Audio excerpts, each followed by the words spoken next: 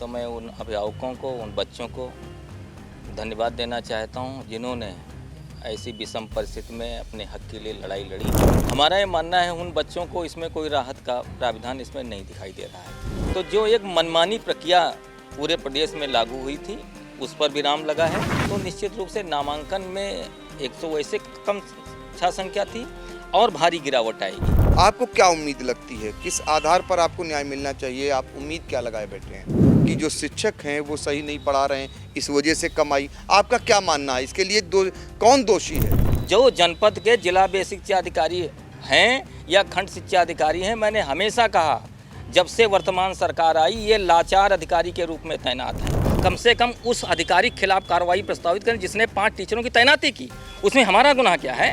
यथास्थिति से देखिए बच्चों को तो लाभ कुछ हो नहीं रहा कि जिला अस्पताल में कुत्ते काटे के केस 110 रोज आ रहे हैं इंजेक्शन लगवाने के लिए। मतलब जो शिक्षित हैं और बहुत से ऐसे होंगे सैकड़ों जो नहीं आ पा रहे हैं और इसमें सब बड़े लोग हैं, तो जानवरों का भी आतंक है। यदि कोर्ट का आगे ये फैसला भी आया कि इनको जो है ये मर्जन निरस्त किया जाता है तो वो बच्चे अब उन विद्यालयों को नहीं मिल पाएंगे।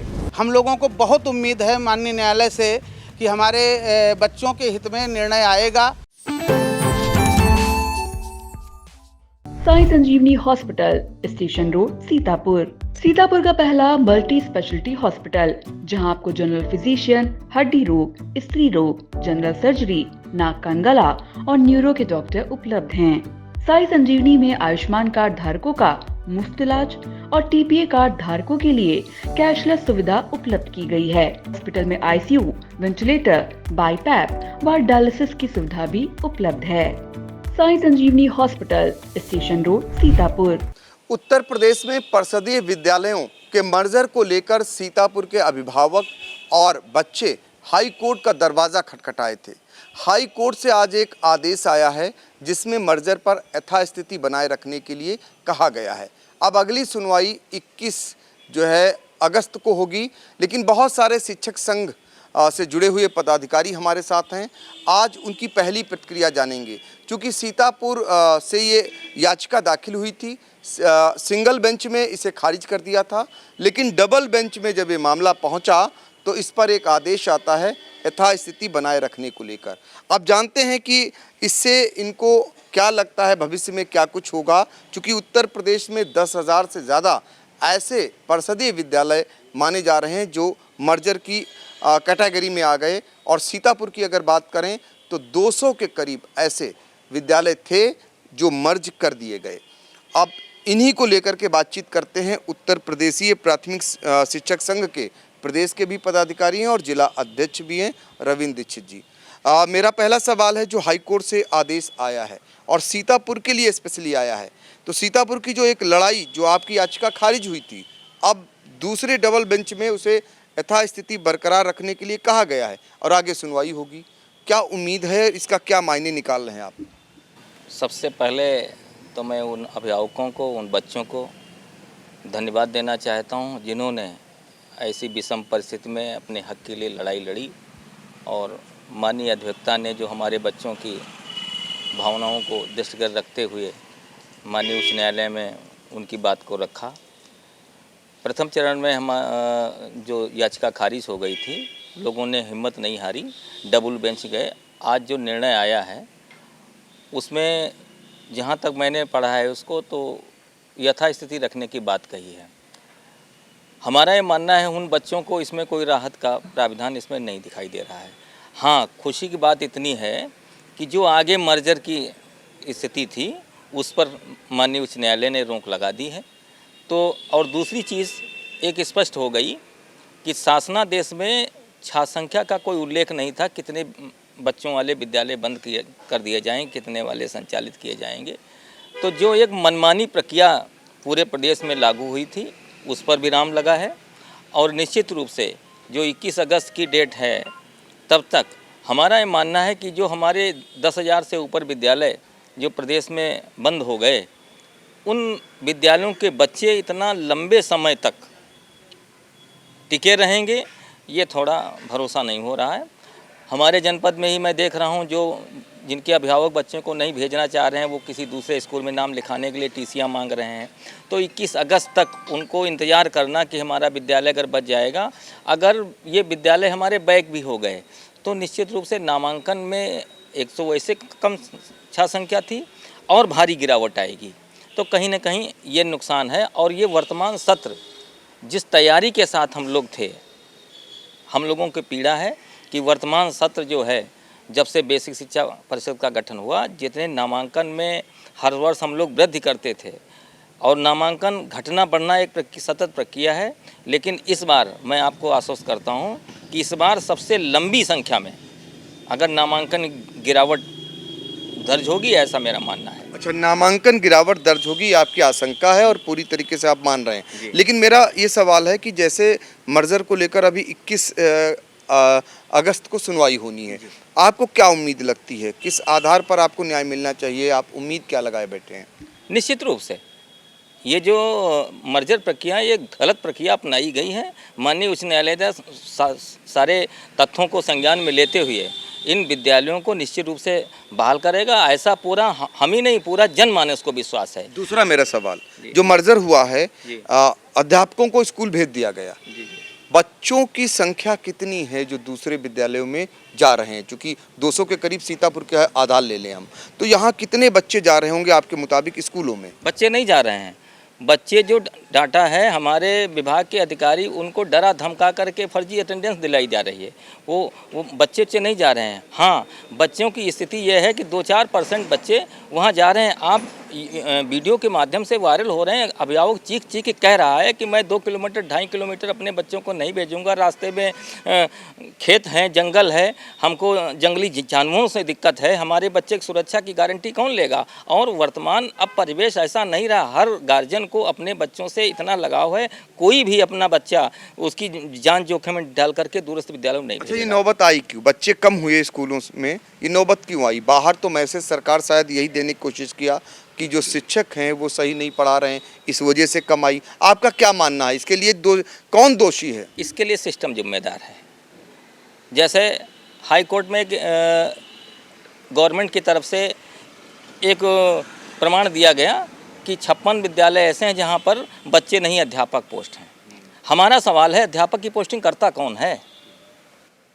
अगर वहां पर बच्चे नहीं थे तो उस विद्यालय को अध्यापक आपको नहीं देना चाहिए था, और जहां पर बच्चे हैं वहां टीचर की पोस्टिंग करना चाहिए था, जो वर्तमान में होना। कार्रवाई तैनाती सब उनके हाथ में? नहीं, केवल ऊपर एक अधिकारी कर रहा है, जो जनपद के जिला बेसिक शिक्षा अधिकारी हैं या खंड शिक्षा अधिकारी हैं। मैंने हमेशा कहा, जब से वर्तमान सरकार आई, ये लाचार अधिकारी के रूप में तैनात हैं। अगर किसी विद्यालय में 300 बच्चे हैं और एक टीचर है, ये बेसिक शिक्षा अधिकारी किसी टीचर को वहाँ लगा नहीं सकते। व्यवस्था ऊपर से बिगड़ गई केवल एक अधिकारी पर। कौन है? उत्तर प्रदेश में हमारे जो महानिदेशक महोदय हैं, उनके ही फरमान से ही अध्यापक की, और सब ऑनलाइन होगा। अभी आपने देखा होगा एक अच्छी व्यवस्था की ऑनलाइन समायोजन हो रहा है। अभी तक हमारा नियोक्ता जिला बेसिक शिक्षा अधिकारी, उसके दस्तखत का नियुक्ति पत्र हमको मिलता था, ट्रांसफ़र उनके दस्तखत के होते हैं। पहली बार ऐसा देखा गया कि हमारा समायोजन जो आदेश हुआ है वो सचिव बेसिक शिक्षा परिषद के दस्तखत से जारी हुआ है, जबकि बेसिक शिक्षा नियमावली कोई संशोधन ही नहीं हुआ। हमारे जनपद का नियोक्ता मौजूद, और स्थिति तो वो भयावह है। ये जो सिस्टम बिगड़ा है, इसके मूल जड़ में जो जिला के स्तर पर एक मुखिया बैठाला गया है। अब जैसे जिला अधिकारी की हमारे जनपद तैनाती है, अगर कोई व्यवस्था बिगड़ रही तो उनके पावर है। अब जिला अधिकारी की पोस्टिंग कर दो, एसडीएम हटा नहीं सकते हैं।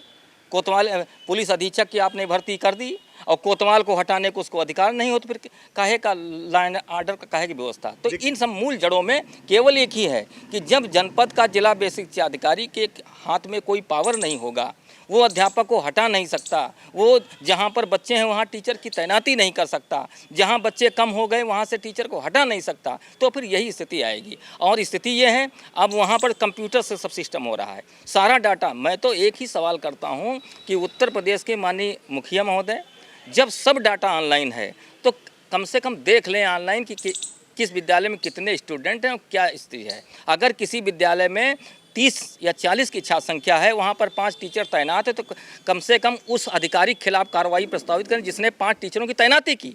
उसमें हमारा गुनाह क्या है? हमारा कोई स्वेच्छा से है नहीं जो कि जहाँ पर छात्र संख्या अधिक होगी वहाँ मैं स्वेच्छा से चला जाऊँगा, ऐसा तो है नहीं। हमको टीचर जब विभाग हमको तैनात करेगा कि आपको यहाँ की आवश्यकता है, अब यहाँ पढ़ाओगे, हम वहाँ जाएंगे। बिल्कुल, देखिए कहा जाता है कि व्यवस्था जो है हमेशा अगर सुधरनी है तो ऊपर से सुधारिए, नीचे तक उसकी धमक जाती है। भ्रष्टाचार के मामले में भी ये कहा जाता है कि यदि ऊपर व्यवस्था सुधर जाए, भ्रष्टाचार सुधर जाए तो नीचे अपने आप ही सुधर जाएगा। अब बेसिक शिक्षा विभाग में भी यही हालात पैदा हो गए। जो आज स्थितियां बनती जा रही हैं, जो जिले के बेसिक शिक्षा से जुड़े अधिकारी हैं उन्हें क्या अधिकार मिले हैं, ये कोई और नहीं कह रहा, ये शिक्षकगण बता रहे हैं कि उन्हें जब कोई अधिकार नहीं मिले तो फिर ये व्यवस्था ऐसे ही बिगड़नी है और नतीजा सबके सामने, खामियाजा किसे भुगतना पड़ रहा है, जो यहाँ सीतापुर में रह रहा मैं है। एक चीज़ और बताना जी चाहता बिल्कुल हूँ। बिल्कुल। एक चीज़ और बताना चाहता हूँ कि हमारे प्रसिद्ध जो पुराने विद्यालय हैं, बहुत हास्यास्पद स्थिति में मैं बता रहा हूँ आपको। अभी आपने देखा होगा जो जर्जर भवन थे उनको गिराने का आदेश कर दिया गया। आप लोगों ने खूब चलाया कि जो माननीय जिलाधिकारी महोदय शासन का आदेश हो गया कि जो रूम या भवन जर्जर हैं उनको तत्काल निष्प्रयोज लिख दिया जाए और उनको गिरा दिया जाए, नीलामी करा दी जाए। क्या इन भवनों के नीलामी के बाद आप चैनल के माध्यम से आप सर्वे करा लीजिए, उन जो भवन गिर गए क्या वहाँ नई बिल्डिंग आई? और अगर उन विद्यालयों को किसी दूसरे विद्यालय में मंगनी के तौर पर एक कमरे में अगर बैठा दिया गया है तो क्या आप कल्पना कर सकते हो वहाँ नामांकन में वृद्धि होगी? संभव नहीं। एक कमरे में अगर 5 कक्षाओं के बच्चे बैठ करके अगर खाना पूर्ति की जा रही है तो नामांकन की वृद्धि की अपेक्षा तो आप नहीं कर सकते। दूसरी चीज़ आप बताइए कि अतिरिक्त कक्षा कक्ष वहाँ जाते थे जहाँ पर रूम की आवश्यकता थी। एक चीज़ मैं और आपको बता रहा हूँ, इसकी भी जांच होनी आवश्यक है। अगर शासन स्तर से 200 अतिरिक्त कक्षा कक्ष स्वीकृत हुए, वो किसी की रिकमेंड पर स्वीकृत हुए होंगे, तो क्या 200 बने या 150 वापस चले गए? अगर वापस गए हैं अतिरिक्त कक्षा कक्ष, वो ज़मीन पर नहीं बन पाए हैं या शौचालय के लिए वहाँ पर आई व्यवस्था, अगर वापस गए हैं तो ये किसका फेल्योर माना जाएगा? हमारा मानना ये है कि जहाँ पर नीड है, जहाँ पर शौचालय नहीं है, वहाँ पर पैसा नहीं आवंटित हो रहा है। बिल्कुल, चलिए और बिल्कुल आप सही कह रहे हैं। इन विषयों पे हम आपसे और भी बात करेंगे। आज तो सिर्फ बेसिक हमारा ध्यान उसी बात पे होना चाहिए कि जो आदेश हाई कोर्ट ने दिया है मर्जर को लेकर परिषदीय विद्यालयों का, उसके मायने क्या निकाल रहे हैं शिक्षक जो संघ से जुड़े हुए पदाधिकारी हैं। हाई कोर्ट का आदेश आया, आज अपने अपने तरीके से लोग कह रहे हैं कि सीतापुर वालों की बड़ी जीत हो गई, क्योंकि उत्तर प्रदेश में सीतापुर को ही यह आदेश मिला है कि यहाँ पर यथास्थिति बरकरार रखी जाए। आप क्या मायने निकाल रहे हैं? यथास्थिति से देखिए बच्चों को तो लाभ कुछ हो नहीं रहा है, क्योंकि जो बच्चे जा रहे हैं, और अभी अब जागरण में जैसे मैं न्यूज़ पढ़ रहा हूँ, आपके पेपर में मैंने पढ़ा कि जिला अस्पताल में कुत्ते काटे के केस 110 रोज़ आ रहे हैं इंजेक्शन लगवाने के लिए। मतलब जो शिक्षित हैं, और बहुत से ऐसे होंगे सैकड़ों जो नहीं आ पा रहे हैं, और इसमें सब बड़े लोग हैं, तो जानवरों का भी आतंक है। ये कुत्ते हैं और जंगली जानवर हैं, तो बच्चों गार्जियन में भय है, तो बच्चों को वैसे भी पढ़ने नहीं भेजेंगे। और 2 किलोमीटर 2.5 किलोमीटर में जो विद्यालय है, तो बच्चा छोटा है, वो कैसे पढ़ने जाएगा? जो सरकार के दिए हुए राशन और उज्ज्वला गैस कनेक्शन में पढ़ रहा है, वो अपने बच्चों को मोटरसाइकिल या वैन से तो छोड़ने जा नहीं पाएगा। तो उम्मीद अब आपको 21 अगस्त को है जब सुनवाई होनी। हाँ, माननीय न्यायालय से बहुत उम्मीद है कि जो हमारे गरीब बच्चे हैं उनकी शिक्षा के लिए विद्यालय चलेंगे और शिक्षक उसमें जो है आएंगे और फिर से रोशनी लौटेगी। बिल्कुल, तो देखिए कृष्णा देवी जो सीतापुर की ही हैं, जिनके और समेत 51 ऐसे बच्चे अभिभावक हैं जिन्होंने रिट याचिका दायर की थी और सीतापुर के लिए हाई कोर्ट ने यथास्थिति बरकरार रखने का आदेश दे दिया। पहले तो याचिका खारिज कर दी गई थी, डबल बेंच से ये आदेश आया है, तो इस आदेश के आप मायने क्या निकालते हैं? जी, माननीय हाई कोर्ट ने स्टेटस क्यो का आदेश आज दिया है। स्टेटस क्यो का मतलब ये होता है कि जो मर्जित विद्यालय हो चुके हैं वो वैसे ही अवस्था में रहेंगे, अर्थात टीचर मर्जिंग वाले जिस विद्यालय में उनका मर्जर किया गया है, टीचर उस विद्यालय में जाएंगे, और छात्र चूँकि छोटे बच्चे हैं 1 से 5 तक के, वो बच्चे उन विद्यालयों में नहीं आ पा रहे हैं। वो जो है उनके अभिभावक, उनके सामने ये समस्या है, वो टीसी कटवा करके निकट के किसी गैर मान्यता प्राप्त स्कूल में उनका एडमिशन करा रहे हैं। यदि कोर्ट का आगे ये फैसला भी आया कि इनको जो है ये मर्जर निरस्त किया जाता है, तो वो बच्चे अब उन विद्यालयों को नहीं मिल पाएंगे। ये समस्या आगे आ रही है। ये समस्या आ रही है। देखिए, हाई कोर्ट ने आदेश दिया है, बच्चों को फिलहाल कोई राहत नहीं मिलती दिख रही है, ये कहना है इन लोगों का, छात्र छात्राओं को। क्योंकि एक तो वो दूर विद्यालय हैं, दूसरे विद्यालयों में जा नहीं रहे जहां मर्ज किए गए, अध्यापक तो चले गए लेकिन बच्चे वहीं के वहीं हैं, तो शिक्षा से वो वंचित रह रहे हैं और रह जाएंगे। अब 21 अगस्त को सुनवाई होनी है, यदि 21 अगस्त को उनके हित के लिए कोई फैसला आ जाता है तो उन्हें राहत मिलेगी। जो मैं कह रहा हूँ ठीक है? जी। फिलहाल तो हम जो आज का आदेश आया है, अभी चूँकि आदेश अपलोड नहीं हुआ है तो अभी बहुत कुछ उस पर कह पाना थोड़ा मुश्किल है। आदेश आने के बाद बहुत कुछ प्रतिक्रिया दी जा सकती है, लेकिन फ़िलहाल इतनी ज़रूर राहत हुई है कि जैसे ये हो रहा था कि अभी 50 की संख्या को लक्ष्य बना करके मर्ज किया गया है विद्यालय, अभी बात आ रही थी कि 70 के किए जाएंगे, 100 के किए जाएंगे, मतलब एक मनमानी स्थिति बनाई जा रही थी। तो इस पर जरूर कंट्रोल लगेगा। अच्छा, लेकिन ऐसा भी हो रहा था कि आगे चल करके और संख्या बढ़ा करके चलता, संख्या बढ़ा करके और विद्यालय मर्ज करने की योजनाएं थीं और कई जनपदों में 60, 65, 70 पे मर्ज भी किया गया है। तो इस तरीके दूसरी बात एक मर्ज करने का एक और भी उसमें वो नहीं था कि विद्यालय मर्ज कहाँ किया जाएगा, मतलब प्राथमिक का विद्यालय कई जगहों पे जूनियर विद्यालय में मर्ज कर दिया गया। अब जो प्राथमिक के बच्चे हैं वो जूनियर विद्यालय में जा करके जो जूनियर टीचर जो कक्षा 6 से 8 को पढ़ा रहे हैं वो कैसे पढ़ाएंगे, कैसे इनकी शिक्षा पूरी होगी? वहाँ पे तो प्राइमरी के बच्चे मतलब टीचर उस स्तर की उनको शिक्षा मिलनी चाहिए थी। तो इन सब चीज़ों पर एक विराम लगा है। लेकिन इसका एक दूसरा रूप भी ये है कि चूँकि 21 तारीख अगली डेट लगी है, हम लोगों को बहुत उम्मीद है माननीय न्यायालय से कि हमारे बच्चों के हित में निर्णय आएगा और हमारे विद्यालय जो फ़िलहाल बंद कर दिए गए हैं वो फिर से गुलजार होंगे। लेकिन समस्या ये है कि तब तक हमारे बच्चों की जो शिक्षा बाधित हो रही है इसके लिए कौन जिम्मेदार है? मेरा मतलब ये निवेदन है कि बच्चों की शिक्षा न बाधित हो, चूँकि अनिवार्य शिक्षा अधिकार, बाल शिक्षा अधिकार का नियम लागू है और उसके तहत प्रत्येक बच्चे को शिक्षा देने का काम राज्य का है। तो ऐसी स्थिति में जो बच्चों की शिक्षा बाधित हो रही है उसके लिए कौन जिम्मेदार है? दूसरी बात ये जो थोड़ा लंबे समय तक खींच करके जो व्यवस्था आएगी, इसमें थोड़ा खींच करके अगर इसको सुनवाई और जल्दी कर ली जाए तो ज़्यादा बेहतर होगा। सबसे बड़ी तीसरी बात ये सबसे बड़ी है कि कहीं ना कहीं हम निजीकरण को भी बढ़ावा इससे हो रहा है।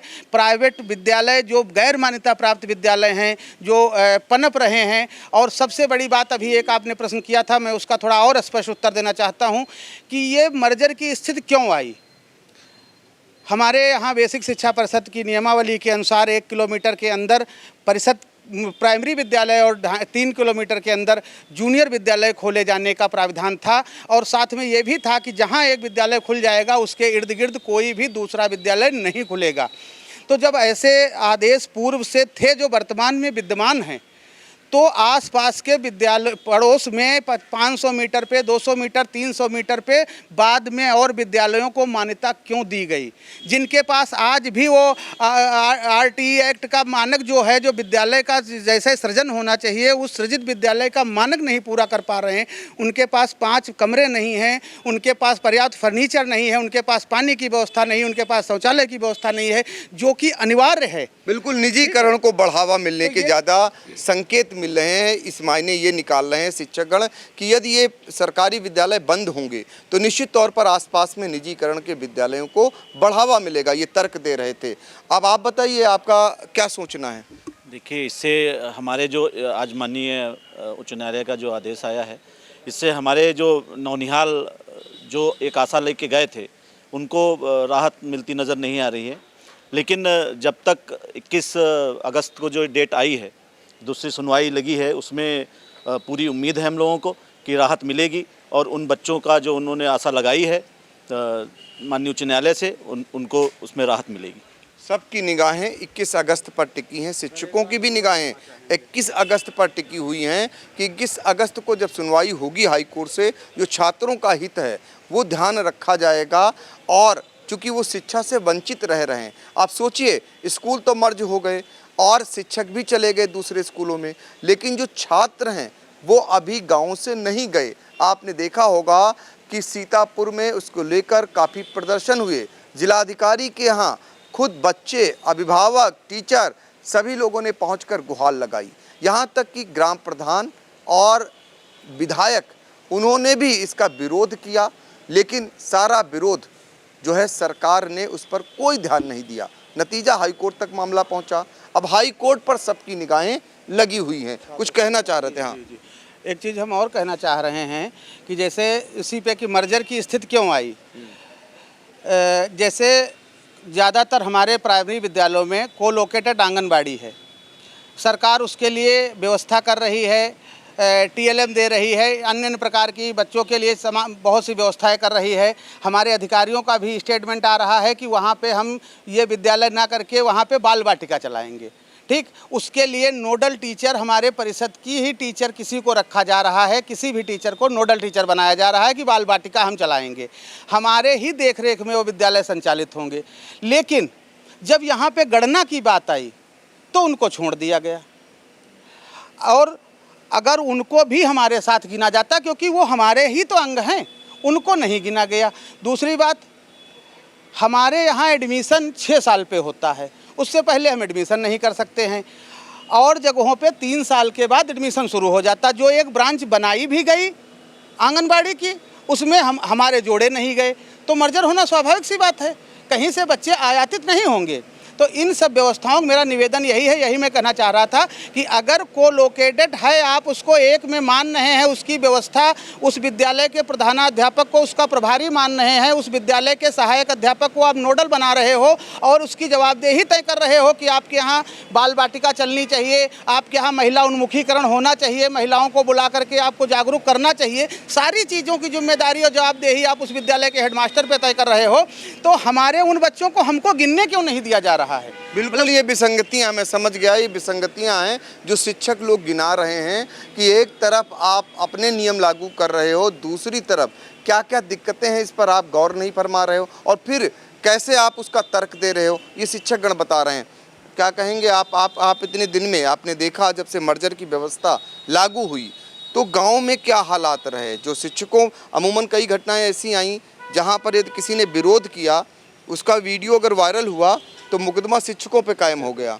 हाँ, एक जगह सीतापुर में भी शिक्षक को रोका लोगों ने, वहाँ के लोगों ने घेर लिया, लेकिन ऐसी जब बातें सामने आई तो ये माना जाता है कि शिक्षक गण उकसा रहे हैं, शिक्षक गण ही ये करा रहे हैं। ऐसा कुछ नहीं है, शिक्षक नहीं उकसा रहा है, ये ग्रामीणों का दर्द है।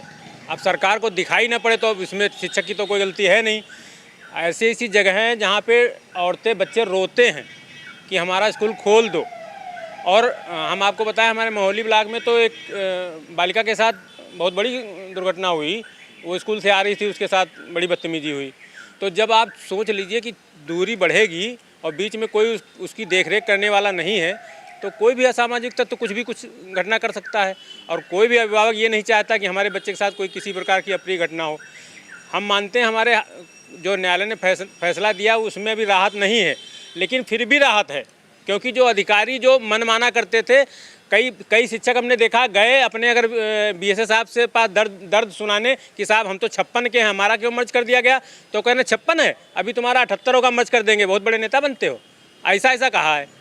महिलाओं से कहा कि आप यहाँ आई हैं नेतागिरी करने, और 80 होगी तब भी हम आपका मर्ज कर देंगे। तो मतलब अधिकारी बेलगाम है, किसी को सुनना चाहते नहीं है। नहर पड़ रही है फिर भी आपने मर्ज कर दिया। तो ये चीज़ें देखनी चाहिए ना आपको कि जो छोटा बच्चा वो नहर पार करके कैसे जाएगा। हाईवे जो है वहाँ पे देखना चाहिए था। और किसी भी ABSA ने, मैं दावे के साथ कह सकता हूँ, कोई भी ABSA किसी स्कूल को देखने नहीं गया। मर्ज वो केवल ऑफिस में बैठ के बाबू से पूछे ये कहाँ पे है, मर्ज कर दें, हाँ ठीक है साहब, ये मर्ज कर दें, ये ठीक है साहब।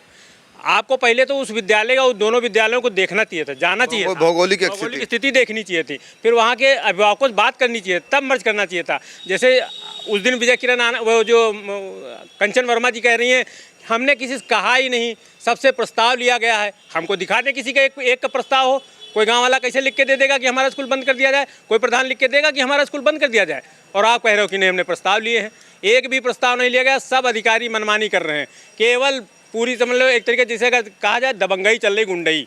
बिल्कुल। तो टीचर को कोई सुनना नहीं चाहता। सरकार अपना पक्ष रख रही है और शिक्षकों का जवाब जरा सुनिए, जो लोग उसको फेस कर रहे हैं, जो उन बच्चों को पढ़ाने का काम करते हैं, जो विद्यालयों में रहते हैं, वो अपनी जो उसकी खामियां हैं उनको गिना रहे हैं। फिलहाल हाई कोर्ट से जो आदेश आया है, शिक्षक अभी नहीं मान रहे हैं कि उससे कोई राहत मिलती हुई दिखाई दे रही। इतना ज़रूर मान रहे हैं जो मनमानी थी, जो भविष्य में और भी बड़ा करने की तैयारी रही होगी सरकार की, उस पर कहीं ना कहीं ये अंकुश है और या हाई कोर्ट की तरफ से एक चेतावनी है कि आगे अगर सरकार कोई मनमानी करती तो शायद नहीं कर पाएगी। इसी उम्मीद में है और सबसे बड़ी उम्मीद वो 21 अगस्त की तारीख लगी हुई है जब कोर्ट इस मामले में अपना फैसला सुनाएगा।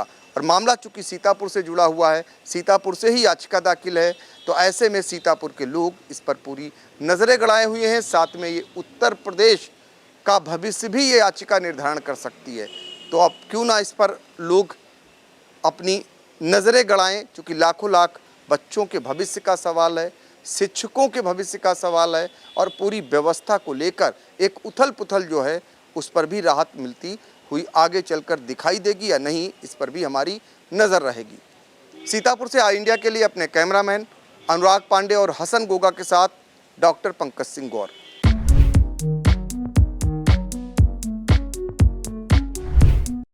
फार्मेसी में करियर बनाने का सपना देख रहे हैं? JS. Singh institute of pharmacy Sitapur में 2025 के लिए डी फॉर्म, बी फॉर्म और एम फॉर्म में एडमिशन शुरू हो गए हैं। JS. Singh institute of pharmacy में पढ़ाई के साथ साथ अत्याधुनिक उपकरण युक्त लैब्स, विशेषज्ञ टीचर्स और टॉप मेडिकल कंपनियों में प्लेसमेंट का मौका। यहाँ पर स्टूडेंट्स को वर्कशॉप, खेल कूद, इंडस्ट्रियल एवं हॉस्पिटल विजिट भी कराई जाती है। दवाओं की दुनिया में उतरकर अपना भविष्य संवारें। अभी एडमिशन फॉर्म भरें।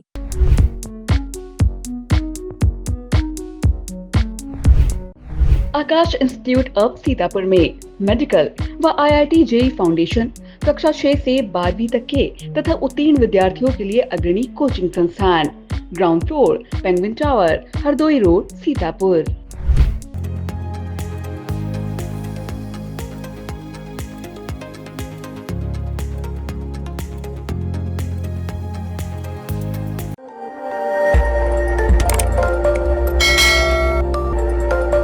खबर आपकी, नजर हमारी। देखते रहिए आई इंडिया।